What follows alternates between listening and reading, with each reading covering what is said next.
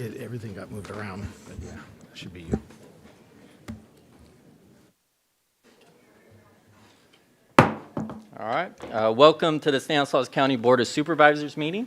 It is 6:31 p.m. And please rise with me for the Pledge of Allegiance to the flag.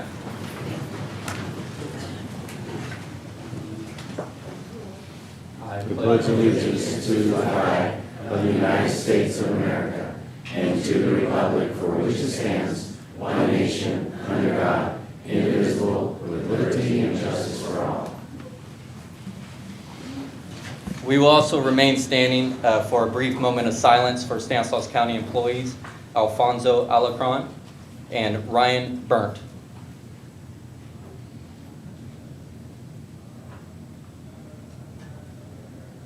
Thank you. All right, next we will have the invocation by Elder Bill Knoyer with Redeemer Church. Thank you for being here tonight. Thank you. Let's pray. Father, thank you for every seat that has been filled here today, that has come here. And we ask, God, for each mind and heart that fills this room, and we thank you for them.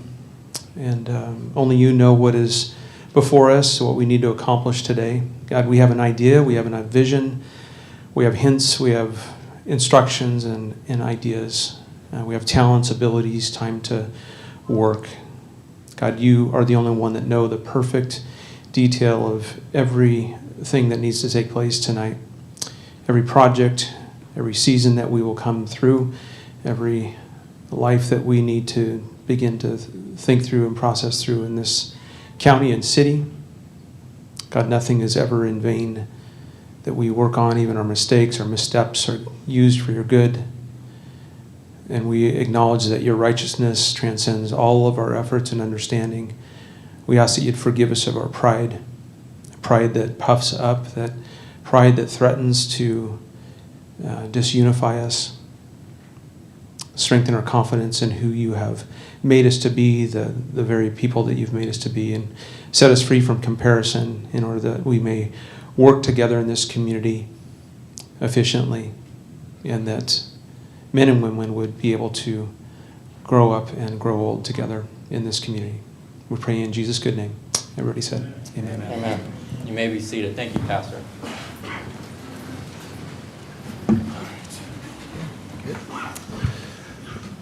All right. Good evening, everybody. It is truly my distinct pleasure to welcome you on behalf of the entire Board of Supervisors to tonight's State of the County speech.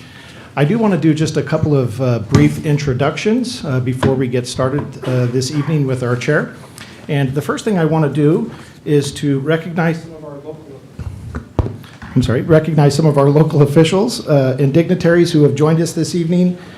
We are so pleased and thankful to have such a filled and packed audience here with us this evening. And I know on behalf of this entire Board of Supervisors, it warms their heart to see such a broad group of our community coming together for events like what we have this evening. So I want to start by recognizing from the City of Ceres, Mayor Javier Lopez. If you could just raise your hand and then we'll hold our applause till the end. Thank you very much, Mayor. Representing Modesto, we have Mayor Suze Wallen and Rosa Escudio Brayton. And I believe we also have Jeremiah Williams is here with us. There's Jeremiah. Okay. I also want to recognize from the City of Turlock, we have Mayor Amy Bublak is with us this evening. And we have Vice Mayor Pam Franco is here. And also joining us, City Manager Reagan Wilson is here. Good evening, Reagan. Representing the City of Riverbank, we have Rachel Hernandez is with us. Hi, Rachel. And also representing the Yosemite Community College District, we have Dr. Milton Richards, who's the Vice President at Yosemite Community College. Welcome. And I also want to recognize some of our other elected officials who have joined us this evening, part of our county leadership team. First of all, Sheriff Jeff Dirksey is with us. I saw him here a little bit earlier. Oh, he hides in the back. There he is. He has a special chair, everybody. We have District Attorney Jeff Legero is with us. And I saw Treasurer Tax Collector Donna Riley is with us. And if I've missed any of our other electeds who may have walked in that I missed, okay. Also want to recognize a couple of our representatives from either state or federal office. We have Gavin Klein here representing Congressman John Duarte. Gavin's there. We have Narinder Bahia representing Senator Marie Alvarado Gill's office. Narinder, thank you for being here. And Justin Farkas representing Assemblymember Juan Alanis is here as well. Okay, so can we give all of them, please, a round of applause for being here? Thank you so much.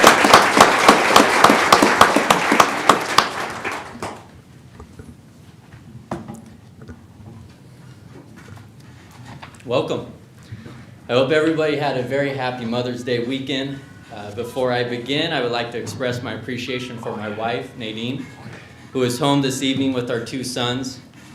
In our household, both parents work. Each of us makes sacrifices.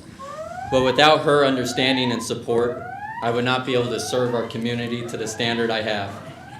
And for that, I am incredibly grateful.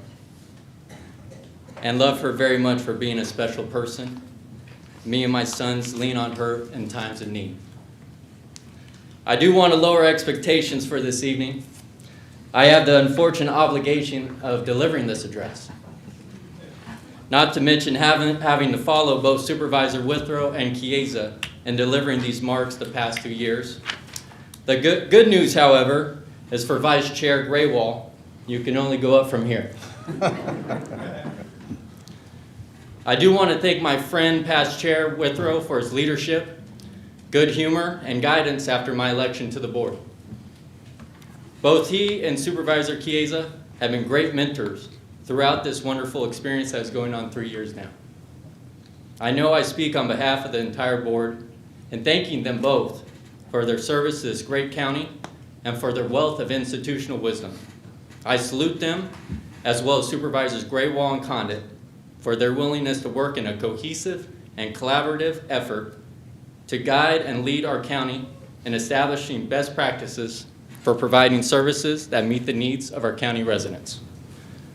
I want to thank all our elected officials and appointed officials, whether City Council, School Board, Community Service District, or Municipal Advisory Commission, for their partnership and collaboration in making our county a better place to live. Thank you to all our county employees, led by Chief Executive Officer Jody Hayes, our community organizations, small businesses, large businesses, school districts, and nonprofits. It is an essential value we embody to ensure that we are doing our best to provide the necessary services to the community of which we serve. We strive to be a county of opportunity.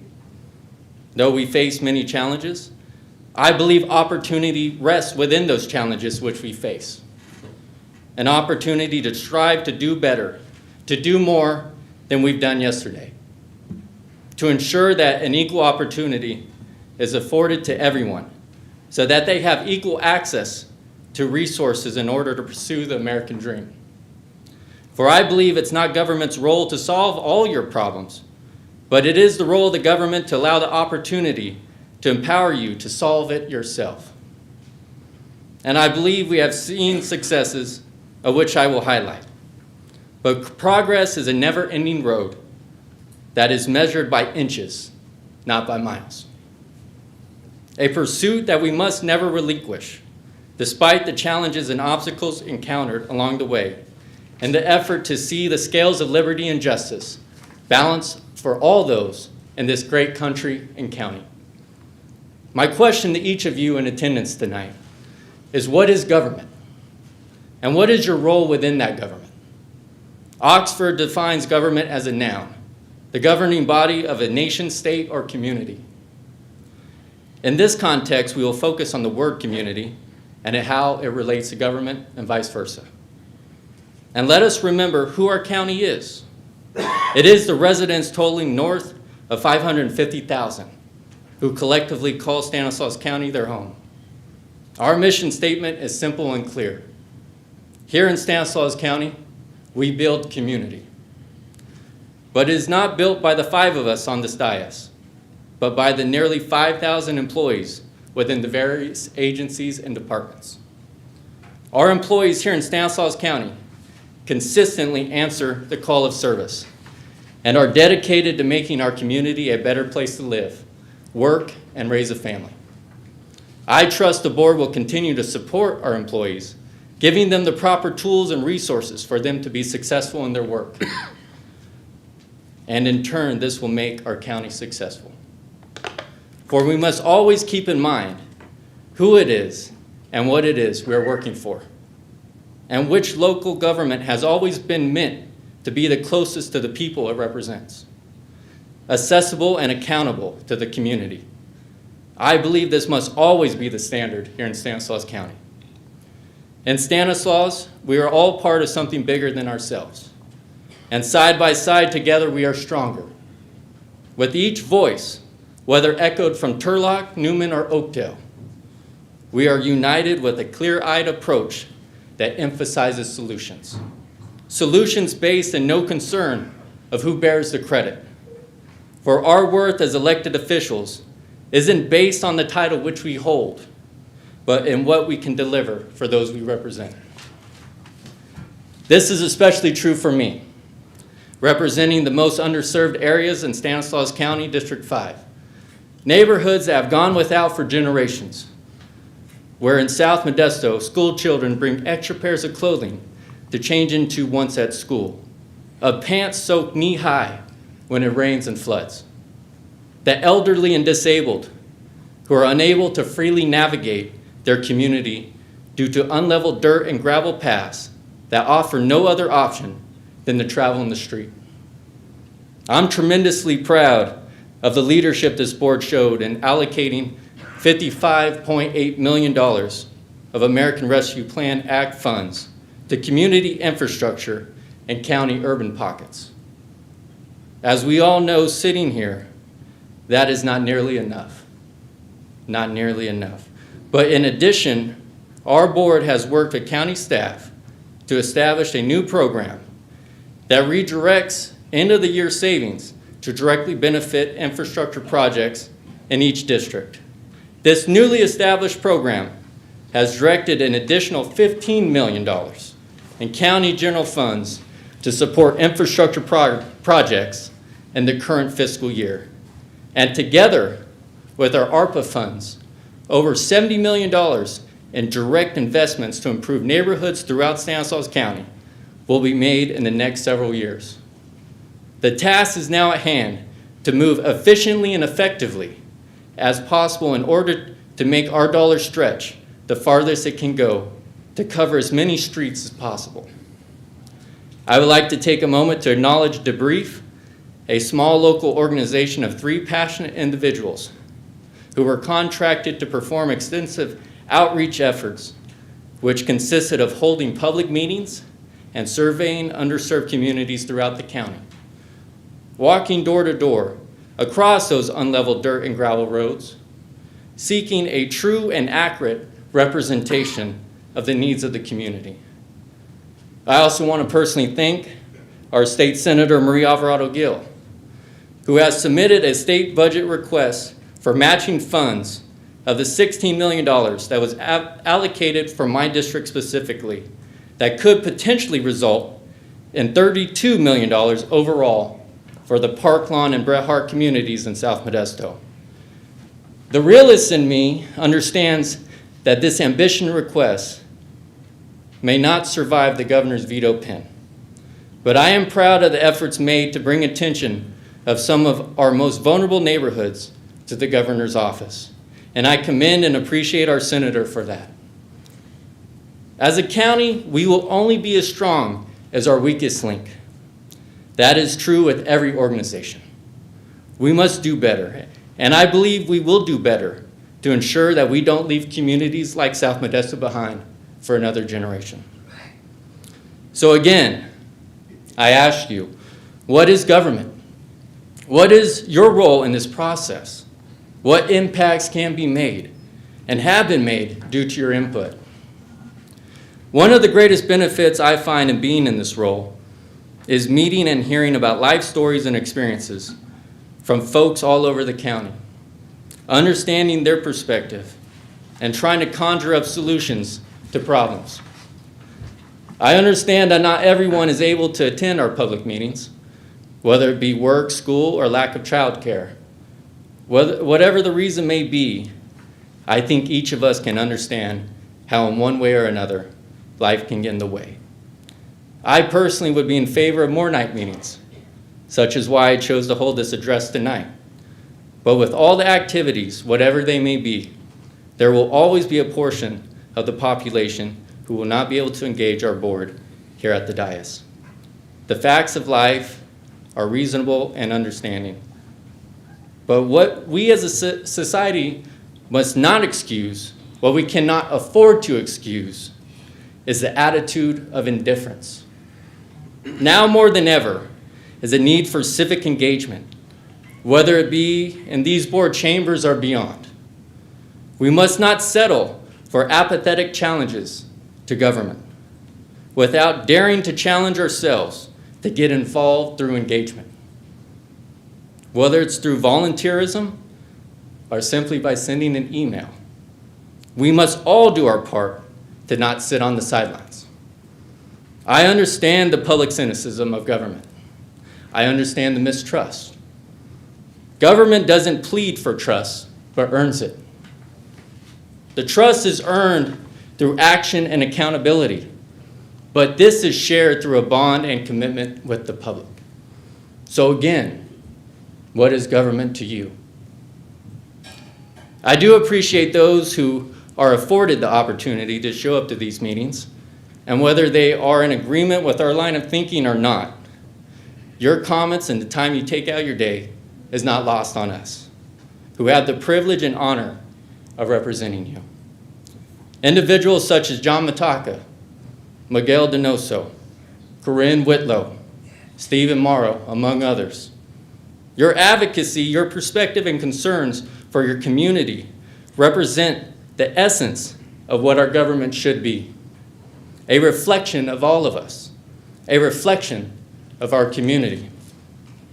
I find those reflections in community members across our county, such as Newman Crows Landing Unified School Board member Rosalie Hurst and her husband Bill, who are some of the most selfless people I know, whether volunteering for their church, in the past delivering meals to homebound seniors in Newman, or Bill, who has volunteered countless hours to the Newman Fire Department. I've had the honor of recognizing these two individuals, Rosalie, District 5's 2022 Outstanding Senior of the Year, and most recently, recognizing Bill as District 5's Veteran of the Year for his honorable service during Vietnam. Albertina Reynoso, who works as the lead promotora at the Family Resource Center in Patterson, who has committed her life to ensure at-risk families have an advocate fighting for them. Her work with the Promotoras of Patterson benefited countless lives through the pandemic, coordinating and distributing protective equipment to some of the most vulnerable populations on the west side of the county in Grayson. Or Martha Villaseñor, who has committed to representing her community on the South Modesto Municipal Advisory Committee, and was successful in circulating a petition throughout the Park Lawn community, gathering the hundreds of signatures needed to make a case of community support of speed humps being established in her South Modesto neighborhood. These individuals are ones to seek praise, though they deserve it. But it is what they do with no need or want to receive accolades that make a difference, that has a ripple effect on the lives of which they touch. That is community in action. That is the very best reflection of government. Another project I'm extremely proud of is the long-awaited Bonita Pool project in the community of Crows Landing. I want to sincerely thank State Senator Ana Caballero for her hard work in securing the needed funding of up to $3 million for this project after inflation drove up the construction costs significantly after the grant funding of our county was originally awarded. This is a perfect example of our state partners working closely with our organization and members of the community to see what they can do in Sacramento and finding solutions to the best benefit of us here locally. Along with myself, my fellow board members have been hard at work on behalf of our constituents and have exciting developments in our respective districts. And I know their constituents appreciate all of their efforts. In District 4, Supervisor Graywall has been a strong advocate for widening of McHenry Avenue, which improves traffic safety and our roads. He recently led the charge of a community cleanup effort on Daly Avenue and has been a strong advocate for beautification projects along the Tuolumne River and across the county. District 4 will also greatly benefit from the ARPA infrastructure funds with much-needed infrastructure improvements in South Modesto along River Road and Bystrom, as well as in the airport district, which has also gone without for generations. Supervisor Withrow has fought hard for his district as well, with his advocacy and making the Slida Sheriff's Substation a reality, which will restore a much-needed resource and increasing public safety for our Slida residents. He has fought for and seen through the transformative State Route 132 project, which has been a significant undertaking for decades. With the recent completion of Phase 1 and the future Phases 2 and 3, which will go through Gates Road, this project will greatly benefit our public and commercial usage and increase traffic safety for those traveling across our county. The Riverdale Park Track in District 3 will also be a significant benefactor of the ARPA funds for curbs, gutters, and sidewalks. Supervisor Chiesa ensured that the annexation of Kenwood Island in Turlock would come to fruition. He worked hard and fought for funding and efforts of completion of the Hickman and Santa Fe Bridge projects. Through his many years of advocacy, we saw the completion of the Empire and Turlock libraries. And he is someone our county consistently turns to when it's time to fight for county funding in Sacramento and Washington, D.C. In District 1, Supervisor Buck Condit has worked hard to reform ERAF funding for reimbursements of our local fire districts through Prop 172, which will benefit us all by further supporting public safety. Along with his continuous work on the North County Corridor, his advocacy for the construction of a walk path in Valley Home was approved recently, providing much needed access for his constituents in that community, and he also hosted the second annual Valley Home Spring Community Cleanup. I applaud each of my fellow board members for their work and listening and acting on the concerns of their constituents and their respective districts. Your input as the public gives each of us something to aspire to. With these projects and others alike gaining momentum due to the input and the need in each community, with the goal of improving our quality of life throughout Stanislaus County. One of these projects that has been very near and dear to my heart has been the need for an after-hours medical care facility on the west side of the county. Currently speaking, the entire stretch of Highway 33 from Newman to Wesley and Grayson are without a 7-day-a-week after-hours medical facility. This is a clear quality of life issue that our west side residents live with on a daily basis. Patterson is currently our fastest growing community within the county, and the time is long overdue to address the needs of our west side residents in delivering after-hours health care. I am proud to say, and without going into too many details, we currently have a proposal.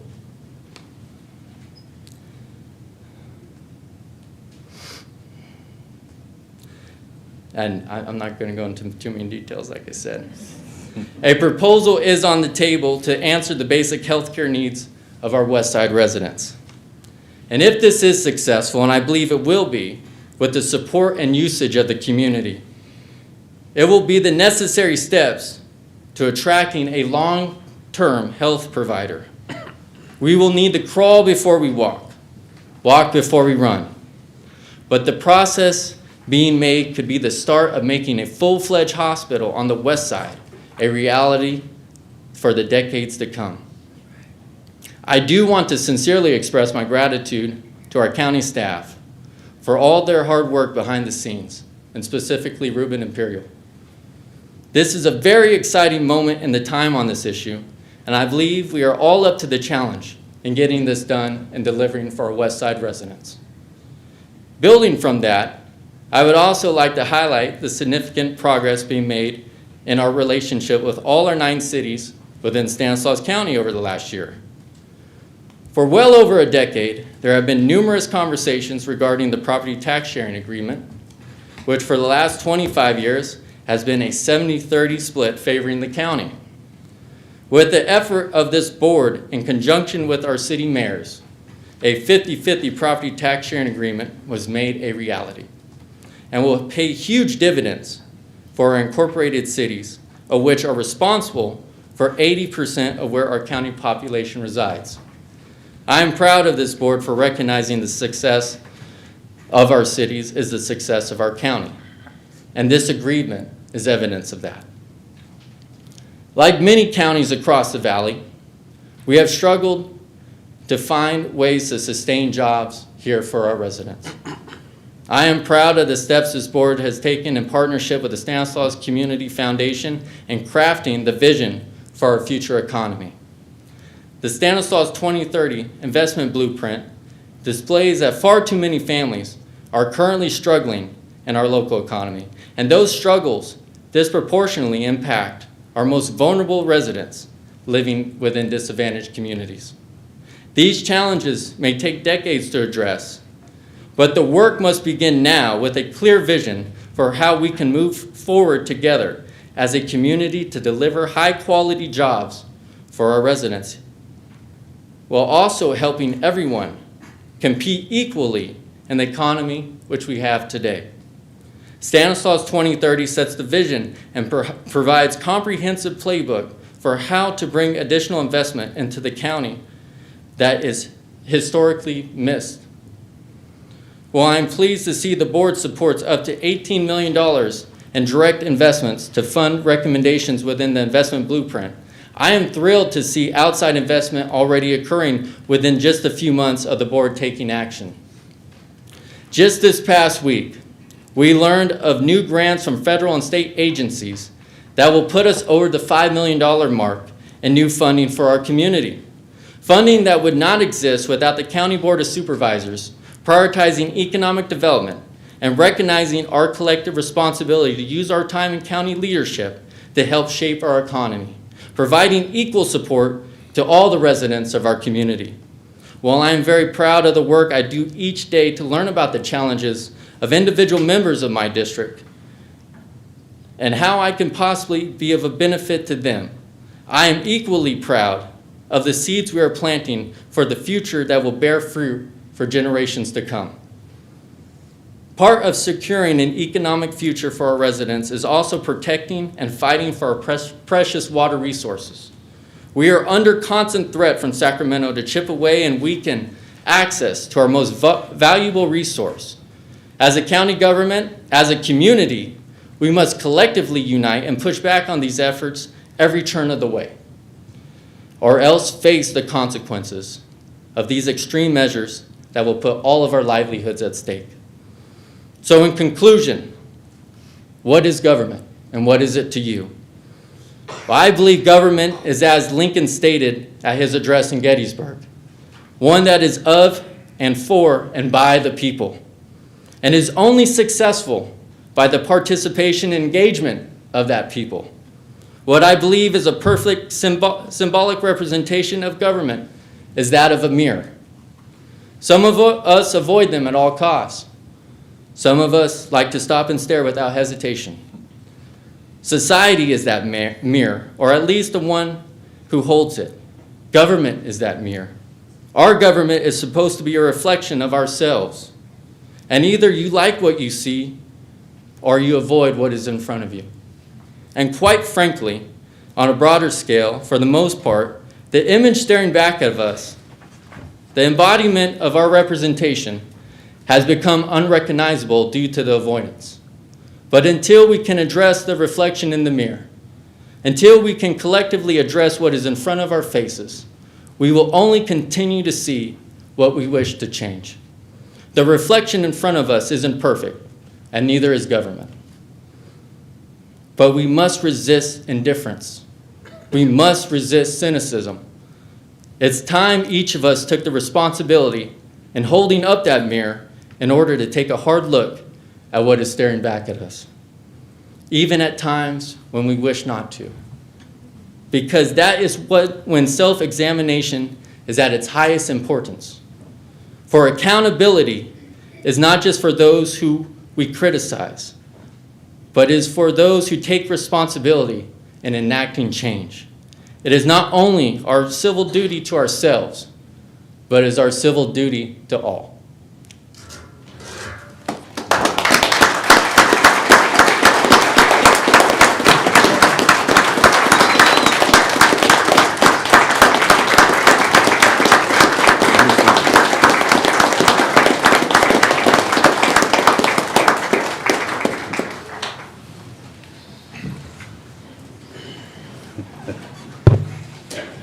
When you're chair, the rest of the year is a breeze after that.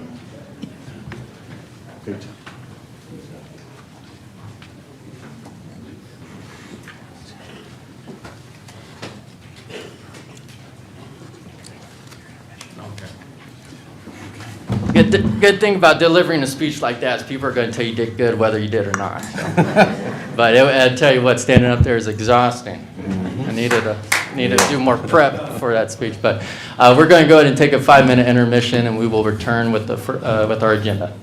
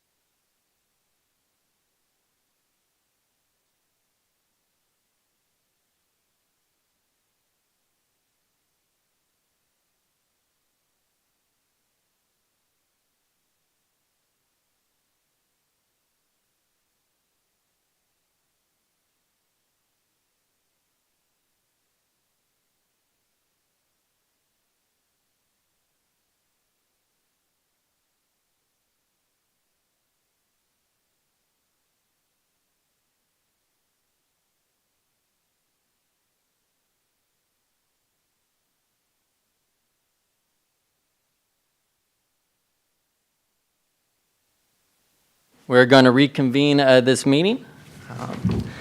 So we will be moving on to presentations 5-2 for the 2023 Stanislaus County Outstanding Senior Citizens of the Year in celebration of Older Americans Month. We have a presentation by the Vice Chair of the Commission on Aging, Martha Martin. Martha, good evening. Thank you for being here. Thank you.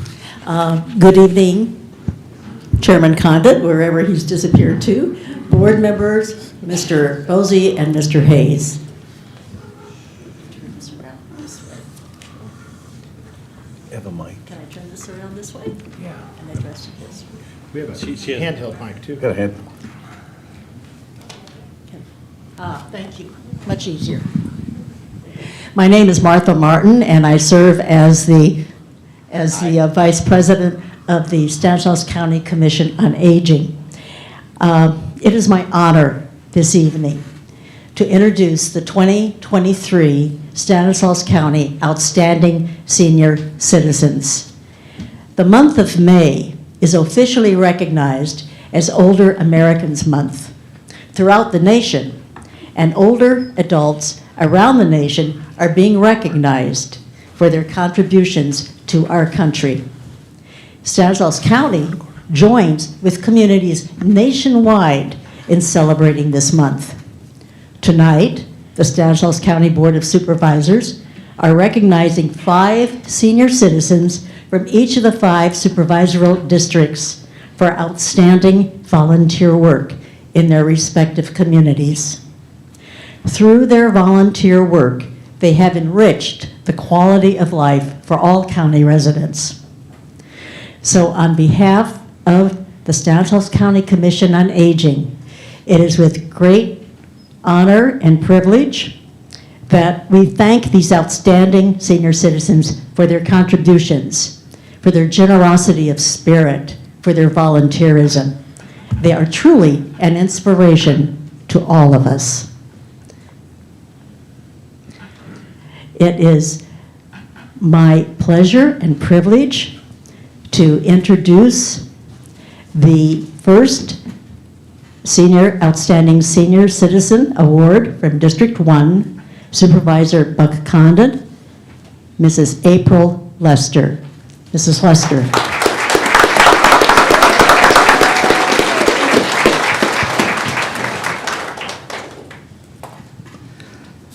Let's see, I talked to April this afternoon, and just to get a little bit more history about her, and she does not like the limelight, so I'm going to try to keep her up here as long as I can. So April, born and raised in Oakdale, California, married to her husband Lauren for 21 years. 2 daughters. 23, I forgot. Oh, man. When I said it, I was 21, and then he told me we've been married 23. So. Okay. I can't top that right there. 2 daughters and 7 grandchildren.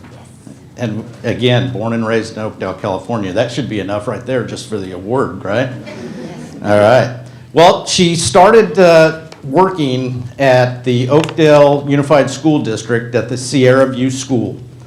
And she said that she took that job to keep an eye on her daughters. But it turned into an 18-year career. I started at Fair Oaks because when my daughter started kindergarten, I wanted to make sure she was going to be okay. There you So go. I went through different schools, but Sierra View is where I landed in. And I'm retired, but I've been there for 2 years now because they can't find nobody to. Nobody to work, so she's gone back to work now. And she's been there for 2 years, but the story is Yes. that when students need something, she's the one to go to because she will find it, raise the money for it, or buy it herself. So the students know who to go to when they need help. Yes. She also volunteers for the Oakdale Enrichment Society for the last 5 years, where they have an annual clothing drive. And she has a crew, mainly volunteers and family, that sort through all of these clothes through gender and sizes, and they go through all of that before that annual drive to separate everything. And talking with her today, I think they gave her that job because she's the only one that can wrangle everybody together and make them do their job. She's pretty tough. Also, she volunteers at the Gladys L. Lemons Senior Citizen Center for the last 5 years, handing out the Go Green bags, which is a bag of 10 pounds full of vegetables and fruits to hand out to seniors. And she does over 100 a month. And she puts them all together. She even delivers them if they need to be delivered. She also is a caring community member for our veterans. She has raised money for the wreaths and make sure that they are on the Oakdale Citizen Cemetery veterans' graves for the last 10 years. And I just want to read this last whereas, because this is the type of person she is. She has been described as a person who inspires everyone. She is known to be an encourager with a big heart and smile, someone whose positive energy is contagious.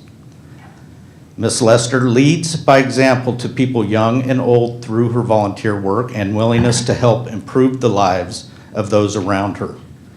She tirelessly gives back to the community, makes a difference, and motivates people to pay kindness and service forward.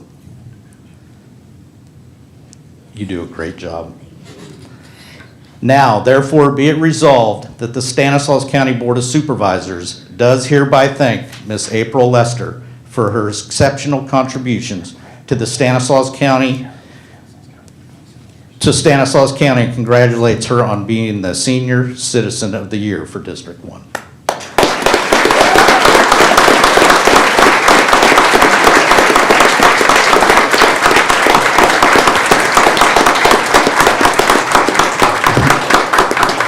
Now, when I spoke to her earlier, I asked her if she wanted to make a few comments at the end.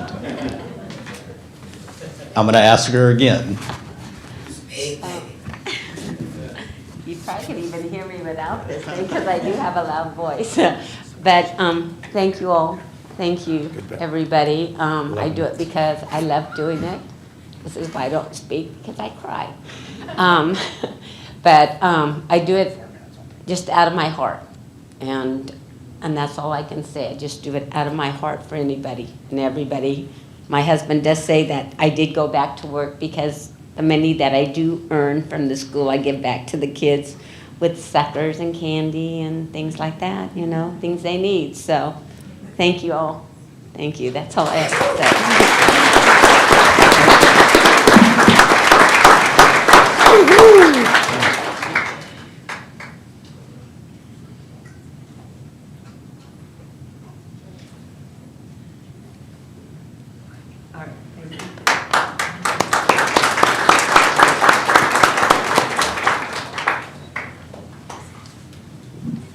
Our next Outstanding Senior Citizen Award is from District 2, Supervisor Chiesa. And this is Mr. Peter Sword. Mr. Sword.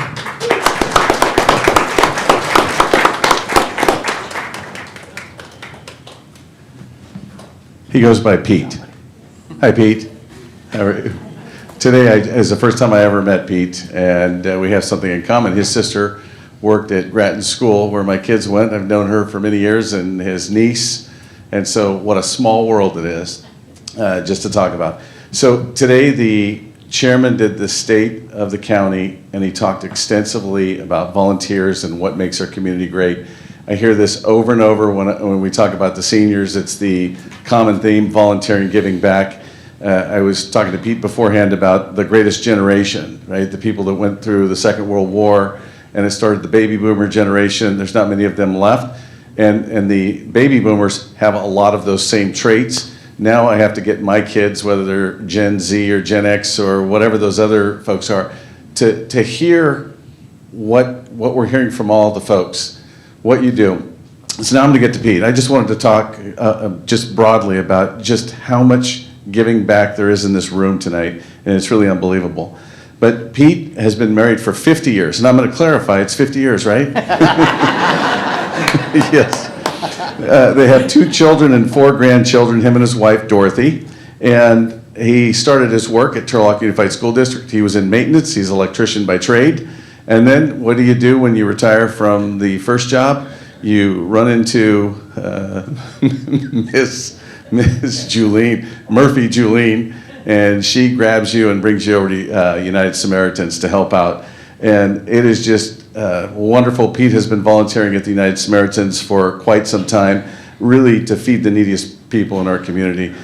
We have a very close relationship here at the county that we've given many community development block grants. They do a great job of getting out in the community and really servicing those areas, Ceres, Houston, West Side, over on the West Side. So he's a hard worker. Mr. Sword, Pete, is a hard worker. It says it right here on this paper, so I know it's true. Every Monday, this is why you know he's a hard worker, he comes in to boil, peel, and prepare approximately 950 eggs for egg sandwiches. So that is a carpal tunnel lawsuit if I ever saw one, over and over and over again. But it shows you the dedication. That's every Monday. They serve Turlock, Keys, and Ceres, as well as the West Side. The locations and the need for food indicate the poorest of the poor, according to the county census maps. And so there's been, since December of 2000, no, as of December of 2022, there were 308,696 meals served to the people of Stanislaus County, and that alone deserves applause.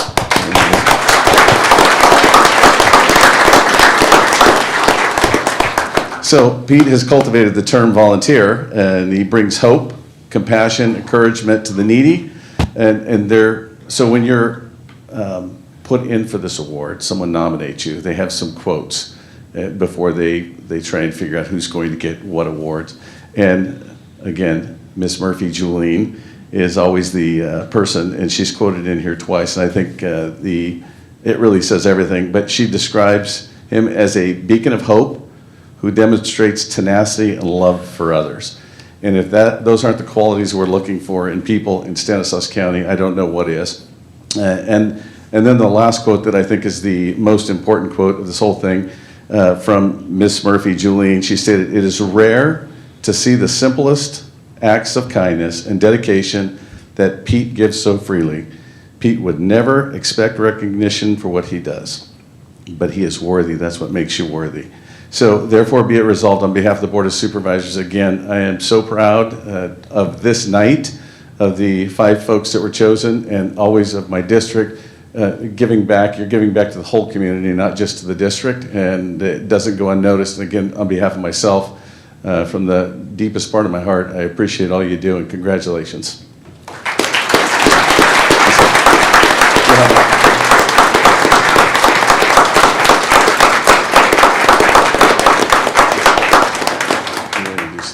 Introduce some folks. You got anything? No. In the truest sense, a dedicated servant right there. Nope, I'm not going to. All right, thank you, Pete. We're going to take a picture. Hold on.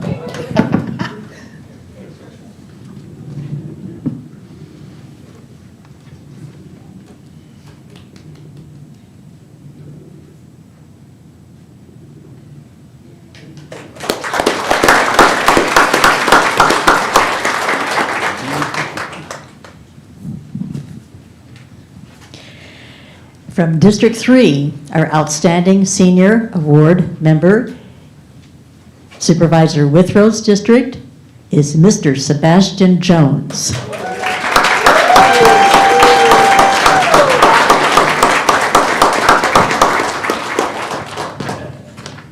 Okay, Sebastian, congratulations.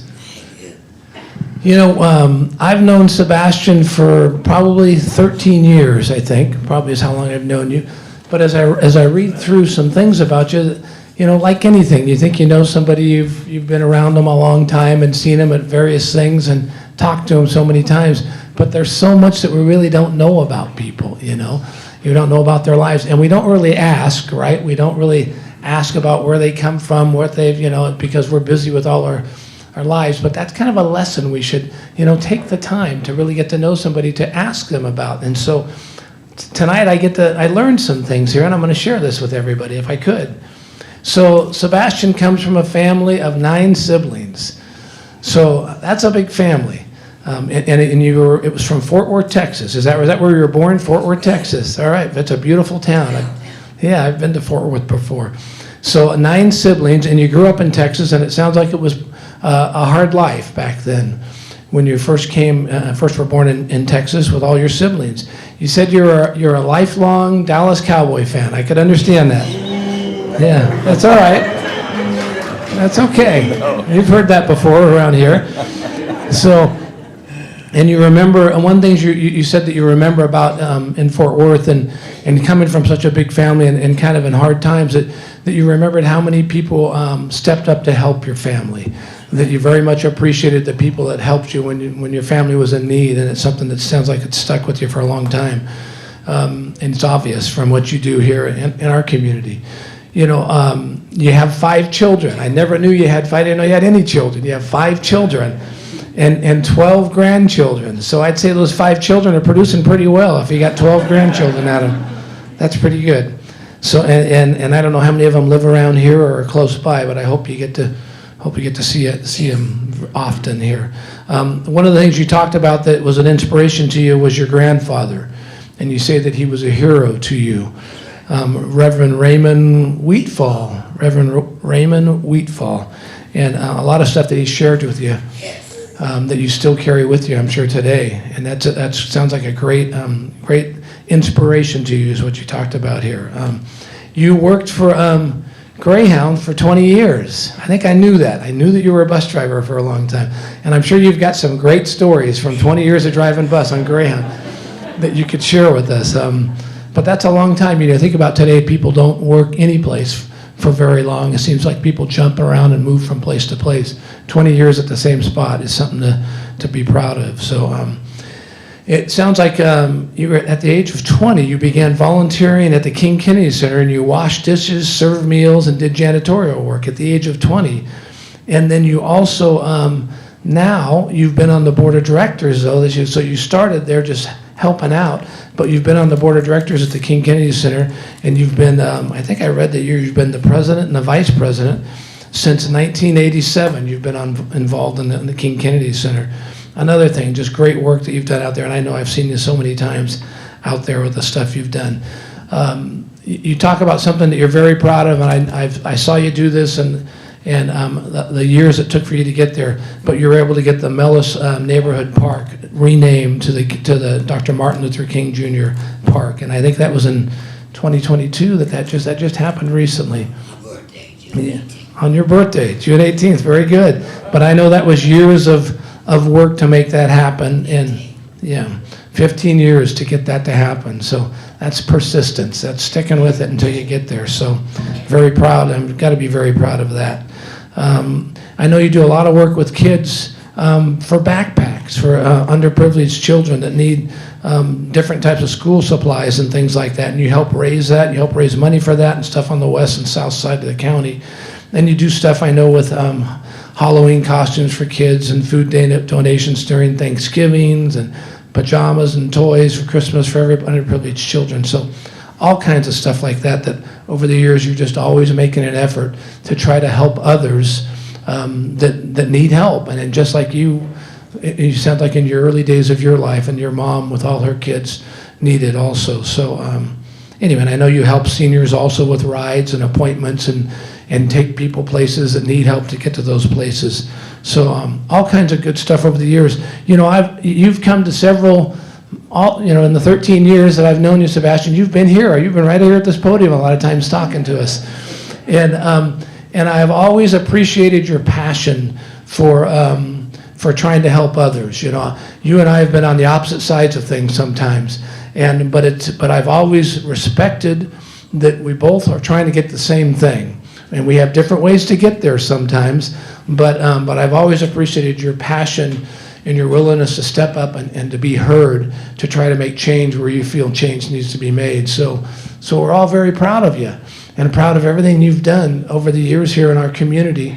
And I just want to congratulate you this year on being the Outstanding Citizen of the Year here in Stanislaus County. I'll let you talk a little bit.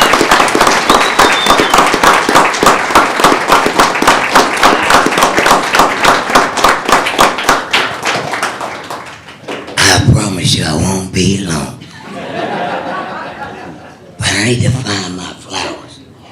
If anybody find it, return it back to Mr. Jones. It's somewhere in this building. It wasn't. There you go, right there. See, that means a lot to me. Yes. Well, I just want to recognize good people. And my first one on the list, well, I don't call her by her name. I call her Mom. But Maggie Mia, would you stand, please? She means so much to me. Half of the stuff that I get into is Mom's. You know, she always recognizes when I'm even down. I think she's my real mom. She knows when I'm feeling bad. But it's a hard to give. And I want to recognize my niece. They online, they watching. Their daddy is here and his mom. And I got my two nieces there. You know, them some smart kids. And they're educational. But I want to, and Sarah, and all the people, you know, this started when I was a little kid raking leaves and mowing yard. Well, I was hoping I got $1 or $2. But my elders, if they didn't have it, but they had some candy, so that was worth it, you know. But my granddaddy, and he said it, Raymond Weefall, Elder Raymond Weefall, and my brother, all those people steered me to who I am. His name is Antonio Jones. It's God's gift. And sometimes you guys may think I'm some kind of warrior. Like he said, when I get up and speak, I speak from my heart. I don't hide. If I offended you, I didn't mean to. But my main thing is my seniors, my homeless. For I don't know how long I was down to the homeless camp because my seniors, they can't run up there to mealtime. So I would gather their food and put it in my truck and go to their tent. There's a lot of things I don't do things to broadcast. I do it because I'm guided by the man upstairs. And that's what keeps me going. But when he said about King Kennedy, yes, I'm the oldest board member there. You know, that's a long time. I didn't even know. But it happened. But I just started serving food. I don't know, just doing something, I guess. And stayed in it. Mom's been right there. She was on the King Kennedy Board of Directors for well over 20 years. But I just want to thank my good people. And let's do something in life. I ask each individual in this building to take time and just, if you gotta just go to a facility, a nursing facility, show people some love. That means a lot. I'm kind of a comedian, so I make them laugh, you know, because laughter removes the pain, you know. And I would ask you guys, I'm getting older, but I think I can still switch. So that let me know I'm still young. So I want to say God bless you, and I'm glad my union came out, supported me 100%. Now they always support me now. They'll catch a Greyhound, come find Mr. Jones. That's a good thing, you know. But I want to thank good people. I don't care who you are. I will back you. I don't care. You know, I sit on the Cambodians, the Muslims, the Latino, the Sheiks. I've been everywhere protesting, standing grounds from all nations. Believe me, I speak the truth. May God bless you, and let's do something. Because one day, we're gonna be old. One day, we keep living and breathing, you're gonna get there. So, plan it now, so somebody can help you. I praise God. If I'm crippled in a wheelchair like that, I hope God send me somebody. You know, but I believe He will because of your good deeds. Thank you. I didn't keep y'all here 2 hours, right?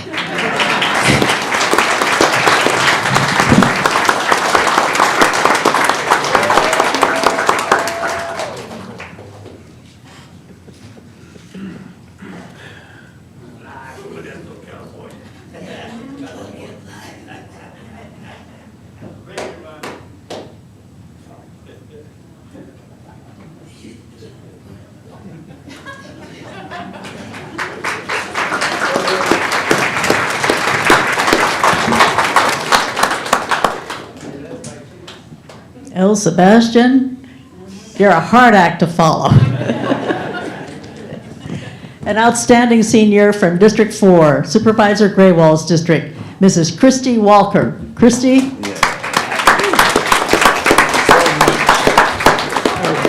I was going to say that. All right, good evening, everyone. It's my honor and privilege to recognize Christy Walker, outstanding senior citizen of Stanislaus County for District 4. So let me start off making sure I get the key points that you made sure I made. So Christy's family has a legacy of service to Stanislaus County. Her grandfather was Sheriff Grattan Hogan, who was the sheriff for Stanislaus County for 27 years. That's history there. And then her dad, Deck Hogan, who was a musician who played the trumpet, and this is a direct quote. I'm gonna make sure you acknowledged him for this.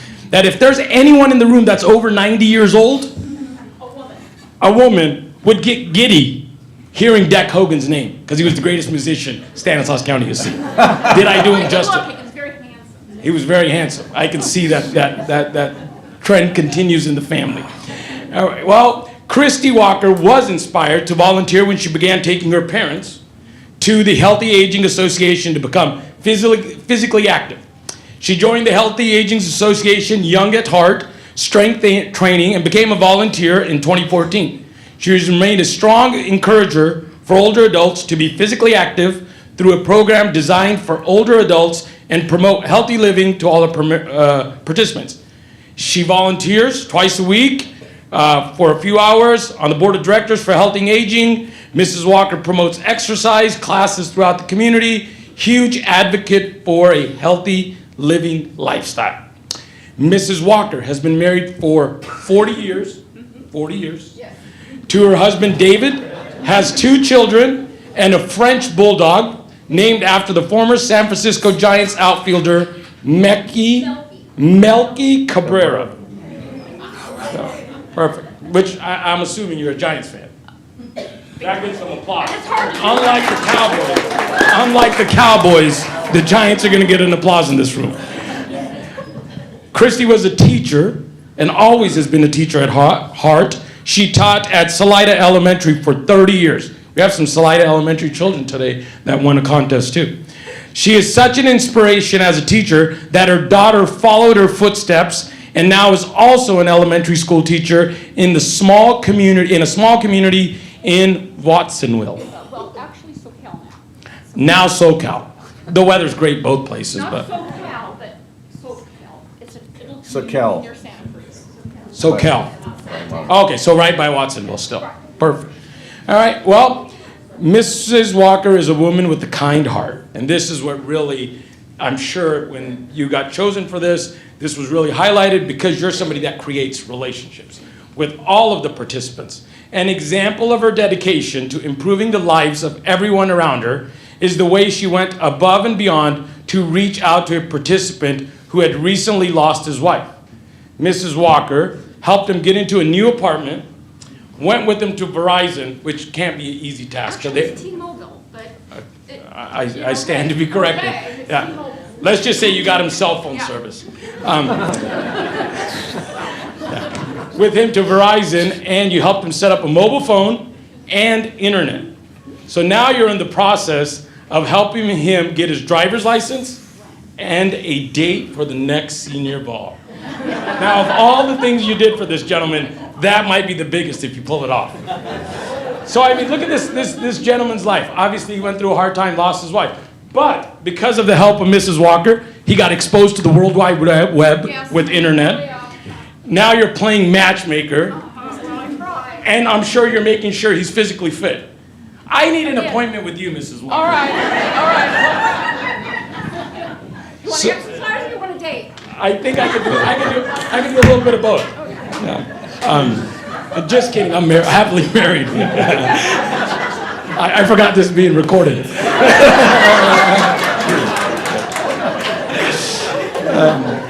So, with all that said, it is my honor because this is what we need. Residents in Stanislaus County, not only that are active themselves, but play a role in making sure other people are feeling engaged, especially at the health and aging where sometimes there's widowers, some people that aren't able to get out of their homes, having them, meeting them, helping them with some of the things that we all take for granted, and helping them make sure they get to experience all the things that we sometimes don't thank ourselves or thank our count our blessings enough. So it is my honor to acknowledge Mrs. Christy Walker for exceptional contribution to Stanislaus County and congratulate her for being the outstanding senior citizen for District 4.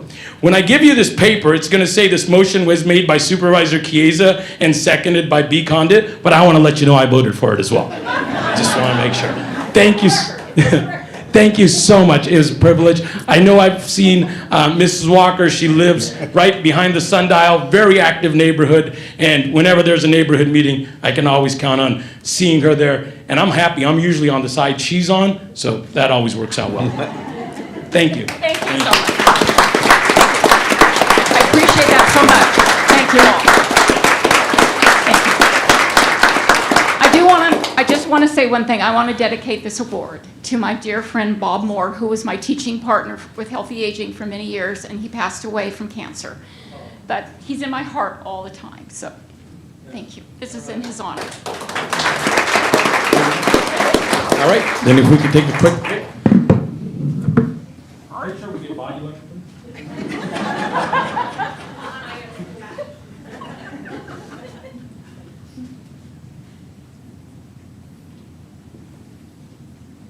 All right, thank you. Thank you. Thank you.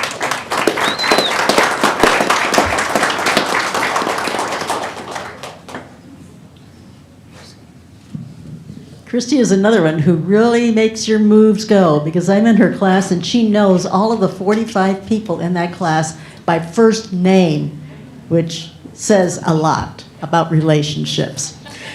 Okay, District 5, Supervisor Chance Condit, our outstanding senior citizen from District 5 is Mrs. Helen Flores. Mrs. Flores.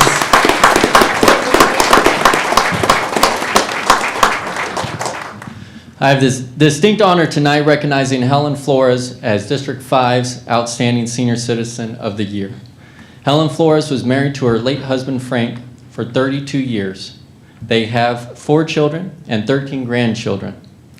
She has served as a volunteer in the community for over 26 years. Mrs. Flores is an asset to the community by providing information, resources, and help to those in need. She serves meals at the Mancini Hall site for the Senior Meals Program and has been a caregiver through the In-Home Supportive Services IHSS program for 32 years. Mrs. Flores has also volunteered her time in the Salvation for over 10 years. She learned from her late father the importance of serving others, having lost her mother at the age of 15. She makes everyone feel like a part of her family and goes out of her way to be available to help her fellow seniors. Mrs. Flores has been a recovering addict for 36 years and is blessed to have come out of such a tough journey stronger and wiser than ever. She gives her spiritual father all the glory for everything she has in her life, including the ability to help improve the lives of those she encounters every day through actions or kind words. Helen Flores lives by the motto, if you spill your milk, clean it up and get more. We can all use that advice. She shares her genuine kindness with everyone and takes notice of her neighbors and checks in on them to make sure they do not go without. She is a wonderful listener and respects everyone no matter what walk of life they happen to be on. It is my honor to recognize you as District 5's Outstanding Senior Citizen of the Year. We appreciate you so much for your service.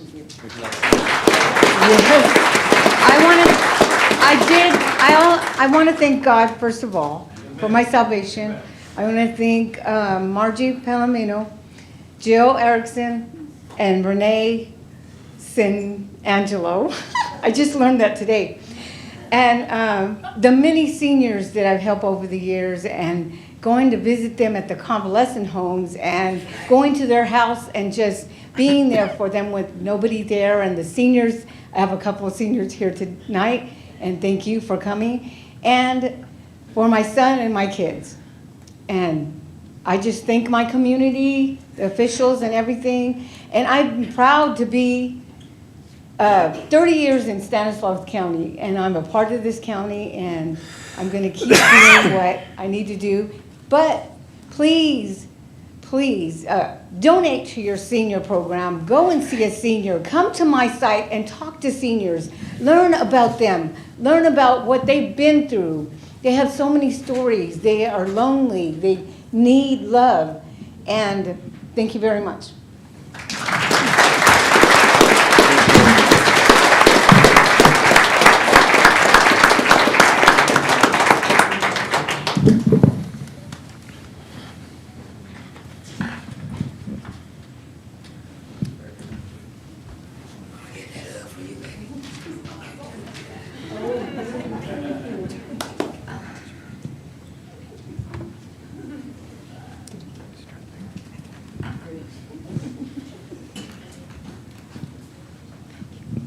On behalf of the Board of Supervisors, thank you so much for taking the time to honor our seniors. And for the seniors and those of you in the audience who are not part of the greatest generation, yeah, you will get there someday. So be advised, but keep active, keep listening, be a friend, and be loving. Thank you. Thank you.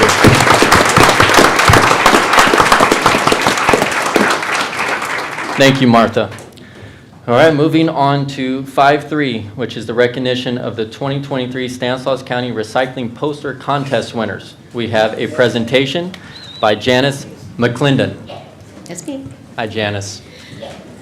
Good evening, Chairman Condit, members of the board, County Council, and CEA Hayes. Janice McClendon, Department of Environmental Resources. Tonight, I am here to present the winners of the 2023 Recycling Poster Contest. Over 200 posters were submitted from schools all over the county, so you can imagine the difficulty of only narrowing it down to 12. And this year we have a couple of firsts. 2 of our winners are brothers and sisters, and 2 of our winners are repeat winners. These winning posters will be featured in the 2024 recycling calendar, and those calendars are distributed all over the county. So I will start with the winners.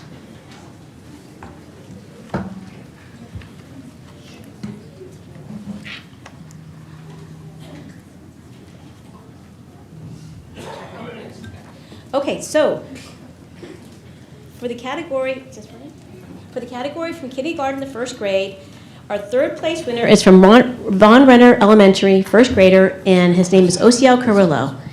And Osiel was not able to make it tonight, so I will deliver his award to his class. For our second place winner from Westport Elementary, our kindergarten, we have Jose Sabella. Come on up, Jose. Yeah.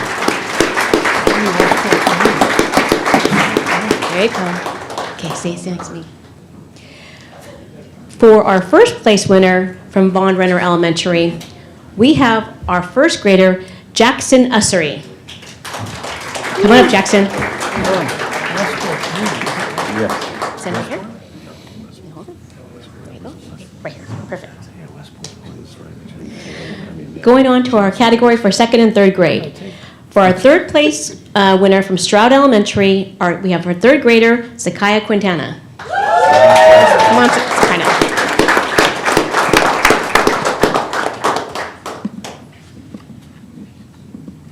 There you go. Congratulations. For our second place from Hickman Charter, we have our third grader, Camilo Frias. Come on up, Camilo.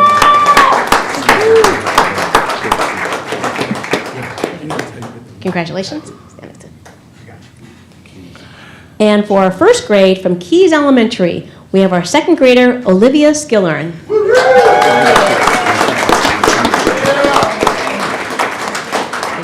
Congratulations, Olivia. Perfect. Going on to our fourth to fifth grade category. From our third place winner is from Hart Ransom Elementary, fifth grader, Bella Barajas. Come on up, Bella.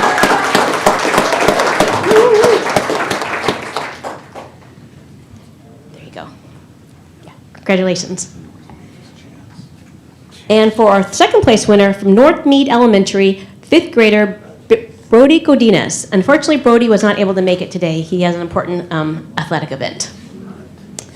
For our first place winner from Hunt Elementary is fourth grader Melissa Gonzalez. And Melissa is not here, but she is one of our repeat winners. She won last year. Lastly, for our 6th to 8th grade category, which is a very tough category to win. For our third place from Mountain View School, Middle School, we have our third place winner, Adam Baker. Come on up, Adam.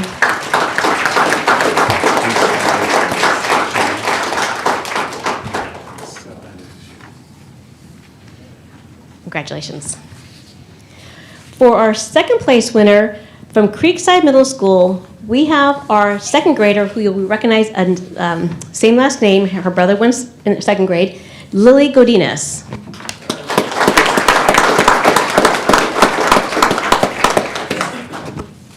Congratulations, Lily. And last but not least, we have our first place winner for the 6th to 8th grade winner. And this gentleman, he won first place when he was in 6th grade. He won first place when he was in 7th grade. And now he's in 8th grade, and once again, he won first grade. Wow. First place. So I can hardly wait to see when he comes. Eric Bobadilla. Come on, Eric. Congratulations, Eric. And just so you know, all the posters are displayed upstairs in the first lobby if you would like to come and view them on your way out. Everyone stand together? Yeah, a little closer together. Let's go. Do a line, you guys can come in the back. Yeah, the taller kids in the back. You guys want to step up front? Oh, I think come over here. And then go up here. There we go. I have a big crowd this year. Oh. Can you get here, Emily?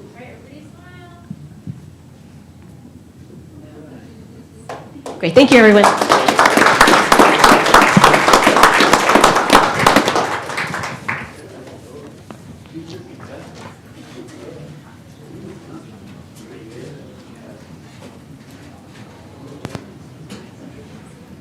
He's a 3-time champ. He can do whatever he wants. That's right.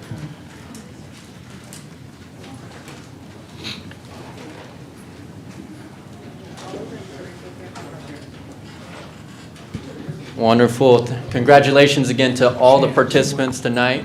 Wonderful artwork and Chance, we tally this, for everybody who doesn't know, we tally to see which district wins, and Chance ran away with it this year. So. well, I won last year too. Yeah, well, you won again this year, yeah. It is unfair. I have the biggest district, Yeah. so I have more representatives, I but think we're very artistic. I got blanked. I want to recount. I think I want to got recount. No. But that is a great hat trick for the 3 times. three times. Yeah, that was from got my one. You got district, one. yeah. The slider, yeah. Yeah. He has nice shoes on also. Eric, nice shoes, buddy. I see your pandas. All right, moving on to public comment. Public comment is a time for those in attendance to speak on items not related to the agenda. Please state your name for the record. Direct all comments towards the dais, and so it is fair for every speaker, keep comments to the 5-minute time limit. I do have a couple comment cards. First speaker is Mr. Miguel Donoso. Mr. Donoso, thank you for being here tonight. And he will be followed by LaPrice Reynolds. Thank you, Mr. Chairman. Thank you for being part of your speech. It's a very, very honor to be part of that. Mr. Chairman, what we're passing right now is the issue of the continuing board, the committee of the economic development in regard to the issue of the, I request many times after the meeting of the April 27, when we recommend 4 issues, and you have that in your page that you can read. So we're going to do a press conference as this Friday, 9:30 in front of the Turlock office, because that were the mayor, and she is the chairman of that committee. But I want to emphasize, Mr. Chairman, that nobody ever called me or give our name after we make the presentation. 4 or 5 people did the presentation from that committee in regard to what we request, and still not receive nothing up to date. I spoke to 1 or 2 members of the staff, and even sending emails. So what's next? Nobody say what's next. But surprising, Mr. Chairman, is because we want to be part of the decision making. We want to be part or to engage of the committee in regard to economic development. With the Mexican American and Mexican Latino is close to 50% of the population, and 25% is monolingual, I think we're asking to be part of the participation and to engage in the process, especially economic development. When our community is very strong in regard to jobs, in regard to essential workers, and everything that's come out, and yet we are not part of the process. So we're questioning that committee and to talk to us and meet with us and asking for more than 3 weeks extension to make the comments in review. And one of the items that we ask is that the report is 115 pages to be in Spanish. At the same time, the number 2 is to receive technical assistance, because that's very difficult to understand and to read. And number 3 is the issue of housing. We still have the biggest problems in this county is housing. Without housing, you don't have a good economic development or support of the community. And to me, it's special. You pay over 50%, or you check every month to the rent. So that's economic problems in the family, especially low-income family. They're very close to become homeless.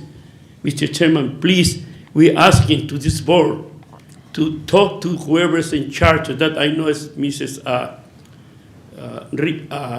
Pina Rocha under Mr. Hayes, to do something about it and to tell us yes or no. Are we going to be a part of the process or no? Are we going to receive the information or to be in linguistic issue in regard to the Spanish-speaking families, and the same time what we're going to do next? So why we have to do that, because after the 27th, we almost, 16 days, and we still not receive nothing in writing, even a call. So that's not right, Mr. Chairman. I think somebody has to be responsible and to be more accountable what we're asking, and still not receive nothing. The other one is the racial ethnicity coordinator. We're still not talking to that young lady. I think we need a report from that, because that's part of the process of the equality, and we not receive that either. So I think it's important for us to feel part of the community, because we are a big part of this community, and yet we are not being seen that. Still refusing in regard to equity, in regard to economic, and be better, have better quality of life, not only in training and education, but at the same time be part of the process because we bring, especially in this county, over $3 billion in agriculture. Thank you very much. Thank you, sir. Thank you, Mr. Nenoso. LaPrice Reynolds. And LaPrice will be followed by Lisa Marks.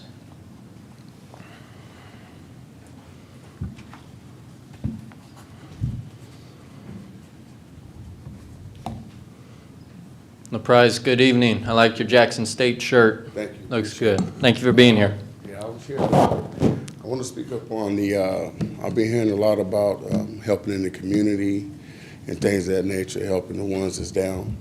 Well, as African American here in Modesto, we're only 2% of the blacks here, and I'm asking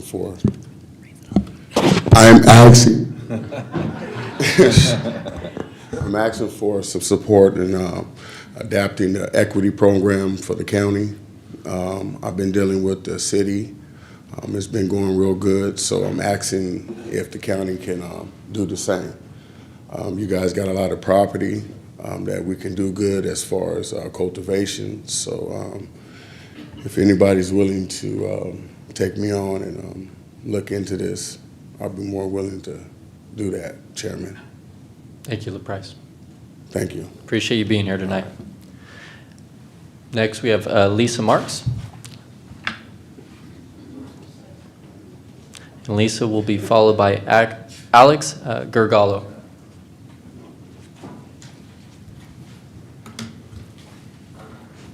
Good evening, Board of Supervisors. And thank you for giving me this time tonight to speak with you all in public comment. My name is Lisa Marks, and I am a representative for the Carpenters Union. And I'd like to share with you an opportunity that actually changed my life. Before getting into the Carpenters Union, I was a single mother of two, struggling to get by and pay my bills. I was working multiple jobs, and I still could barely make ends meet until I found this amazing thing called apprenticeship. The Carpenters Union had offered me an opportunity to earn area standard wages while I learned my trade skill through apprenticeship. I also earned college credits while learning my skills and earning a wage where I could support myself and my children with finally one job. This opportunity not only brought me out of poverty, but also allowed me to obtain an associate's degree I probably would have never been able to achieve. I'm sharing this with you because I would like to urge you to consider responsible contractors who pay area standard wages and offer these apprenticeship programs on your future projects. By doing so, you will not only build your projects, but you'll also build your communities and our families. Our youth coming out of high schools will have these alternative career pathways to earn as they learn, to gain their trade skills and earn college credits without going into debt. Our underrepresented communities can come out of poverty, own a home, support local business, and put those earnings back into our community. And I just wanted to say with this, working together works. Our youth deserves these opportunities and these programs, and they truly change lives. And, just wanted to urge you guys to maybe offer those opportunities when thinking about the future growth of our community, that we bring up our communities along with that, our people in our communities. Thank you. Thank you. Next, we have Alex Gergallo. Alex will be followed by Diana Love. Thank you very much. Good evening, Supervisors. I want to thank you for your service to your communities. My name's Alexi Gergallo. I've been a member of Carpenters Union for 16 years. I was able to join the Carpenters Union straight out of high school, becoming a first bracket apprentice. And that launched my construction career and taught me valuable skills in construction trade, and that provided me with opportunity to earn living wage, and have benefits. I'm here to ask you for your support for the apprenticeship program and support the contractors that are registered training agents with the state and pay the area standard wages and provide benefits. By supporting responsible contractors, you support local economy and healthy communities. These responsible contractors provide a career path for our youth, for those that college might not be an option. On behalf of 36,000 carpenters, we thank you in advance for your support. Thank you. Next, Diane Love. Thank you for being here this evening. Thank you for having me. Please don't cringe, because I've been here before, and it's always been kind of problematic. So first, let me tell you, thank you very much for the help that you have given me and my family in the past. Because of the help that my family has received from you and the people that support you, my son has been clean and sober for almost a year now. And I thank you for that, more than you know. But I'm here today because we go to court for the last time on Friday for my son, or my grandson, who has been in foster care for over a year. And I've been here before, and you have had the CPS people call me, and they have placated me, and okay, I can live with that. But my concern now, I'm probably gonna lose my grandson. My son is probably gonna lose his son. Not because we have not tried to comply with what they have asked of him and what they have asked of me, but because they have continually misrepresented facts. These people have many countless lives in their hands, not just my family's lives, but many other families' lives, and they have absolutely no integrity in a lot of areas. They have blatantly lied in some areas, and I am here asking you people to hold the people that hold all of our lives in their hands, hold them accountable for what they're doing, for the information that they provide to the court system, to the judicial systems. They need to be held accountable for misrepresenting facts, not just with my family, because I've talked to a lot of other families. So while I may lose my grandson, and my son might lose his son because of the lack of integrity of some of the people that work underneath of you, you have the power to change that for future families. And that's what I'm here asking for. Thank you. Thank you, Diane.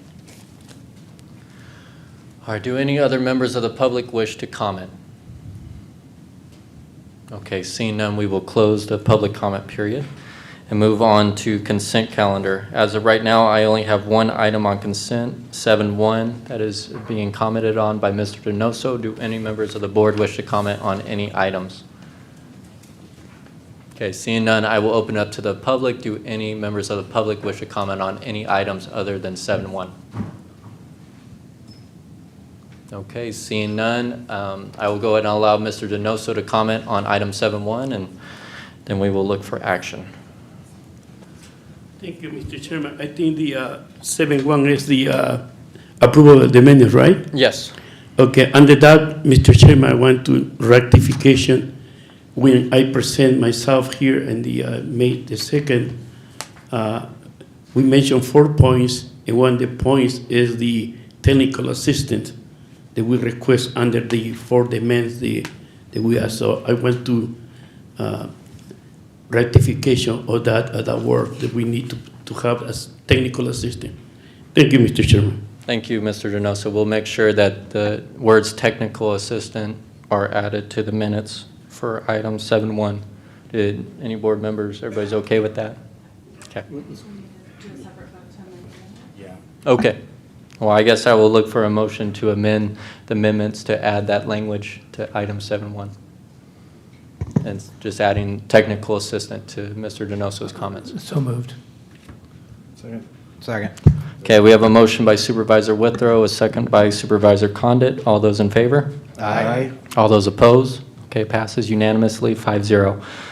Okay, we will move on to the rest of the consent calendar. I will entertain a motion. Motion to approve. Second. We have a motion by Supervisor Condit, a second by Supervisor Graywall. All those in favor? Aye. All those opposed? Passes unanimously, 5-0. Okay, moving on to discussion items. We have a PowerPoint presentation by Mr. Lehman in regards to declare an emergency in accordance with Public Contract Code Section 22050 for the emergency temporary repairs to Del Porto Canyon Road, 13 miles west of Interstate 5. Mr. Lehman? Good evening, Chair Condit, board members, CEO Hayes, Council Bose. And we're here tonight to talk about the 2023 request for approval for emergency temporary repairs to Del Porto Canyon Road. And here's the location. It's about 3 miles short of Frank Raines Park up there. It's 13 miles up Del Porto Canyon. And Del Porto Canyon Road is a 2-lane major collector designated as a federal aid route. Del Porto Canyon is the only means of ingress and egress for that community up the hill. Road damage occurred at the 13-mile marker west of I-5, and it includes roadway settlement and large transverse and longitudinal cracking. We had NGO Geotech, who specializes in landslides, come up and evaluate it to see if we thought it was safe to keep open, and they think it's settlement of fill, not the slope moving, which is good news. Repairs have been made to the pavement, cracks have been filled, and the area settlement has been smoothed over for a needed transition. Utilizing Public Contract Code 22050A1 to make emergency repairs. 22050C1 requires staff to report on the emergency at the next regularly scheduled meeting until the emergency is terminated. The actual cost of repairs is unknown. Staff will return to the board with cost updates as the project progresses, and we're asking for $50,000 is needed as immediate project cost for NGO and staff time to do an investigation. We need to drill some geotech holes up there and look at the fill and see what's going on. So here's some pictures. That's the longitudinal cracking on the shoulder, and there's some cracking in the middle of the road. It's hard to see, that picture to the right, it's about 4 to 5 inches of settlement there. So that's the fill moving downhill. Here you can see the cracks from above. This is a drone shot, and you can see kind of the area. I don't know if my cursor won't show up, but at any rate, it's you can kind of see where the cracking is, and it's that bit of the fill that's moving, and so it's stable for now. I'm not recommending closure, and so staff is recommending that we declare an emergency in accordance with Public Contract Code Section 22050 for emergency temporary repairs to Del Porto Canyon Road, 13 miles west of Interstate 5.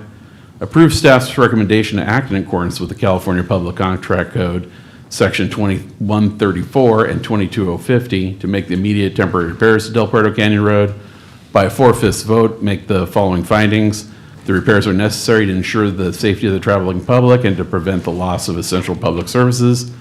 The emergency will not allow for the delay that would result if the project was competitively bid, and the action to immediately repair the impacted road facility on an emergency basis. Based on substantial evidence to be set forth in the minutes that due to the nature of the emergency, a delay for competitive bidding cannot be permitted. Direct the Director of Public Works or his designee to be the project manager for all aspects of the project. Authorize the project manager to procure equipment and supplies and negotiate and execute contracts needed to repair the roadway without giving notice for bids, so long as they are within the department's approved budget. Require the Department of Public Works to report to the Board of Supervisors on the status of the emergency project at its next regularly scheduled meeting and every 14 days thereafter until the repairs are completed as required by Public Contract Code Section 22050C1. And I'm available for questions if you would have any. Thank you, Mr. Lehman, and I was up with Mr. Brian England quite recently and monitoring that situation, and Brian and the staff, Public Works staff, has done a phenomenal job in keeping up to date on what is going up there, what is going on up there and the developments, and as we all know, we would be in dire straits if something were to happen and cutting off road access to that canyon and our residents who live up there. So again, thank you for being proactive. Thank you to Mr. England and the entire team. I will entertain any questions or comments from the board. Okay, seeing none, we will go ahead and open it to the public.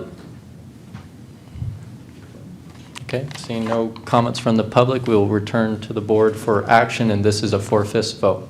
Motion for all staff recommendations. Second. Okay, we have a motion by Supervisor Chiesa and a second by Supervisor Withrow. All those in favor? Aye. All those opposed? All right, passes unanimously 5-0. Thank you very much. I'll pass along the good words to the road crews. Please do. Thank you, Mr. Lehman. All right, moving on to item 10, correspondence. This board has received the correspondence and claims as noted on the agenda. Acknowledge receipt of correspondence and refer as recommended on the agenda. Board of Supervisor reports. I just wanted to clarify really quick with the CEO. Miguel had given us this letter, and this is the EDAC, but this is just advisory, right? The EDAC's advisory. Advisory committee. Yes. So. Sorry, Jody's supposed to respond. So maybe you can just, because we just talked about this with Mayor Bublak, I think, last week, she brought this up. Can you just explain the process of what EDAC does for me, for my edification? Sure. So the EDAC compiles the economic development plans for all 9 of our county cities, along with the unincorporated area, compiles all of those plans together into a single document, and then communicates to the community as well as to federal or state representatives what our local economic development activities will look like for, I think, the next 2 years period of time. I'm looking in the back. It's actually 5, but we update the document on occasion, so it's a 5-year plan.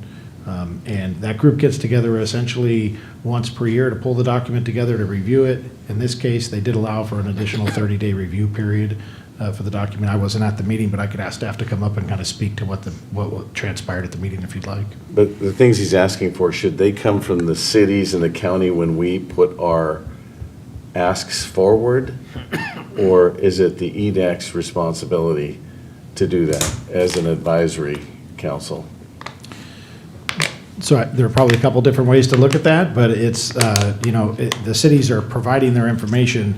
I haven't read his entire document that he submitted tonight yet, but we'll take a look at it and see if there's something else that we need to follow up on that we have not already followed up. There has been follow-up to his request, and I know there was discussion at the meeting as well. Yeah, it just seems that the EDAC might not be the right avenue as an advisory, but I could be wrong. I'm just like looking this up. I just want to clarify. Well, the document does come back before the Board of Supervisors for final approval, if I'm correct. Yeah. So there will be an opportunity before this body to do the final document before it's shipped off. And I know Chairman Condit participates in the committee, so if there's anything you'd like to add, you can feel free as well.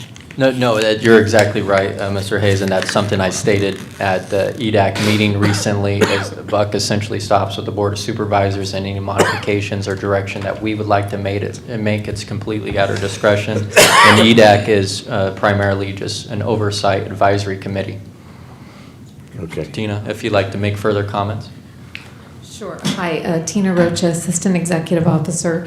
I was not at the meeting, but I've gotten feedback from staff. And so what we're doing right now is we did hear the comments from Mr. Donoso and some of the other community members. And so we're developing some strategies to take back to EDAC to say, okay, here's some ways that we can do some additional reach out and have some more community input. We are looking to schedule that next EDAC meeting in early June, and then the committee can weigh in and give the feedback on that. One of the things, as you just said, Supervisor Chiesa, is this is a compilation of not only for the county and the unincorporated area, but for all the cities. So we would not want to be telling the cities what type of outreach to do, but we're going to bring some recommendations forward. That's what I thought. Okay. Thank you for the clarification. You're welcome. All right. Any other reports or questions? Just Okay. great job today. Thank you. Thank you. I appreciate it. Moving on to item 12, Legislative Fiscal Management Report by CEO Hayes. So given the hour, I'm going to skip my report. I do just want to recognize that the governor did release the May revise to the budget. We would normally give you a little rundown of that. I'm going to ask that we do that at the next meeting during the legislative update then. Thank you. Thank you. All right, and I do want to thank Deputy Mejia for looking over us here tonight, and I will go ahead and adjourn this meeting at 8:23. All right. Good job.